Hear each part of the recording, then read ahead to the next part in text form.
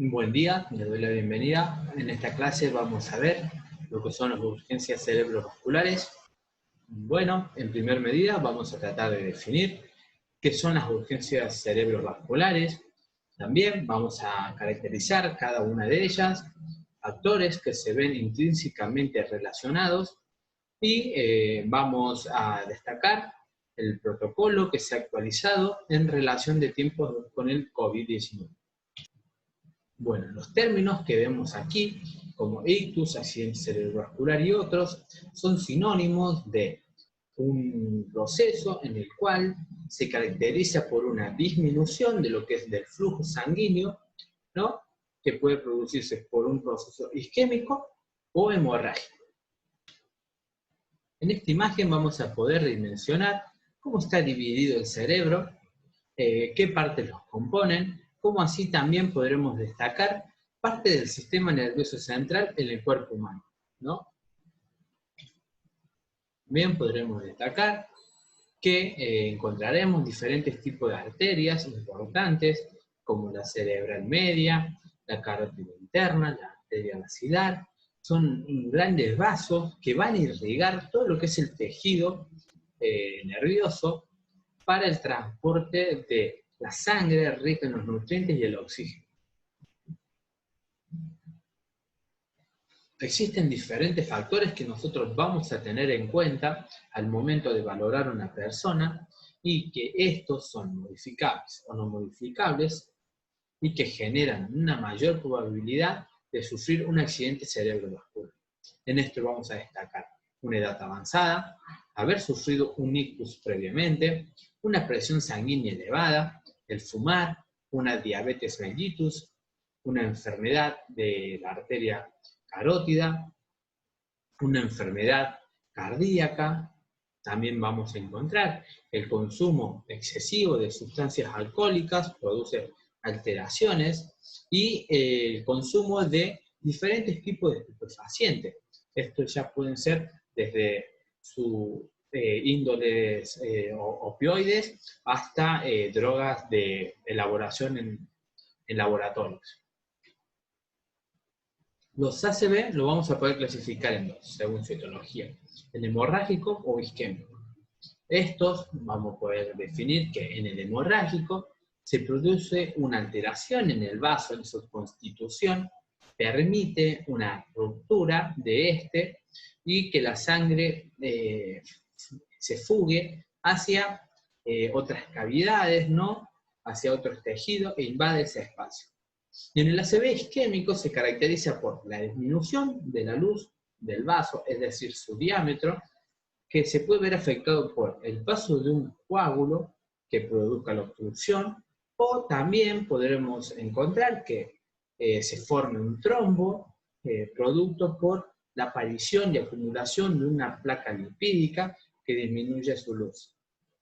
En esta imagen podremos destacar, por ejemplo, en la imagen de la izquierda, el ACV isquémico, que se caracteriza por una disminución en la luz del vaso, producto de una placa lipídica de grasa por acumulación, y en la imagen de la derecha se destaca que el vaso se encontraba con una alteración que podría haber sido un aneurisma posiblemente, o algún otro tipo de lesión, dependiendo cada factor.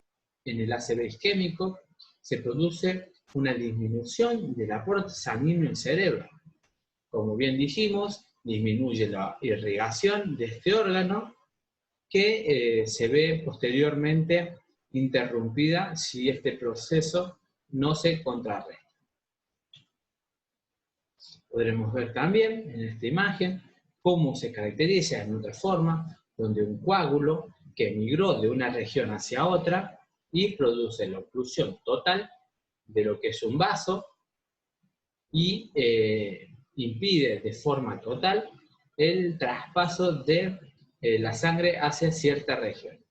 En esta otra imagen vamos a poder destacar otros tipos de orígenes, que ya sea por embolia, ¿no? Un segmento, un trombo, que migra de una zona hacia otra y produzca la oclusión, o a través de una trombosis, que es cuando la arteria se ve disminuida por esta placa lipídica.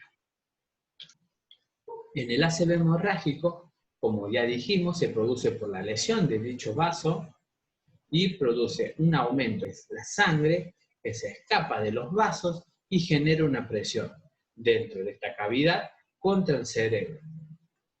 En el caso del aneurisma cerebral, vamos a destacar que este es una alteración de la constitución del tejido del vaso, donde se produce una hipertrofia, ¿no?, de esta región, y a posterior se produce la lesión y permite una hemorragia.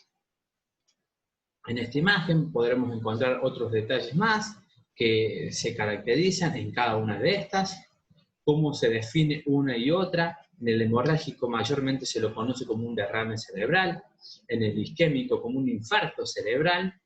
También veremos que existen diferentes proporciones que se producen entre una y otras, y las causas que son originarias de este tipo de trastornos. Bien, entre los síntomas vamos a destacar que son varios, y entre los principales a tener en cuenta son pérdida de fuerza de la cara, de un brazo, una pierna, siempre se relaciona con uno de los hemisferios. También vamos a encontrar que existen trastornos de la sensibilidad, pérdida súbita de la visión, una alteración repentina del habla. Vamos a encontrar que algunas personas manifiestan dolor de cabeza de inicio abrupto, súbito. También vamos a encontrar una alteración a nivel ocular, donde las pupilas se encuentran desiguales, es decir, en su término anisocórico. Y encontraremos también lo que es la pérdida del control de esfínteres. Entre los signos y síntomas del ACV podremos destacar la hemiparesia, o una parálisis de un hemisferio del cuerpo, la cefalea, confusión o vómitos, una inestabilidad, una alteración del habla o de la vista, y entre los casos más severos podremos encontrar lo que se produce un coma y posterior la muerte. En esta imagen podremos destacar lo anteriormente mencionado, la alteración a nivel del rostro, ¿no?, la capacidad de movilidad de un hemisferio y del otro, como así también de los miembros superiores. Al momento de realizar un diagnóstico presuntivo, utilizaremos lo que se denomina la mnemotecnia abrazo. Vamos a pedirle al paciente que hable o diga una frase. Vamos a pedirle que levante ambos brazos en forma simétrica y vamos a pedirle al paciente que sonría. En relación a la valoración, vamos a tener en cuenta lo que es el estado de conciencia de la persona, el lenguaje, las pupilas, fotofobia, la movilidad y la escala de Glasgow. Siempre, como primera medida, es priorizar el traslado al lugar adecuado para una pronta atención. Al momento de realizar el tratamiento, se destaca que el traslado debe ser de inmediato, se debe proteger la vía aérea, se debe administrar oxigenoterapia, solamente si es necesario. En el caso que se produzca un traumatismo cerrado del cráneo, no se desestima, ¿no?, la posibilidad de algún sangrado interno que se manifieste a posterior. En la escala de Glasgow es uno de los mejores parámetros para poder valorar este trastorno. También vamos a destacar una valoración constante y a lo largo de los signos vitales. Es muy importante nosotros, como personal sanitario, poder informar de forma inmediata el arribo para evitar demoras en la atención. Existen claves que se han estandarizados para crear códigos de ACV. En esto vamos a encontrar, como por ejemplo, que si es una persona mayor de 18 años, se debe considerar como una emergencia, según todos los grupos etarios. También existen motivos para codificar como protocolos de ACV.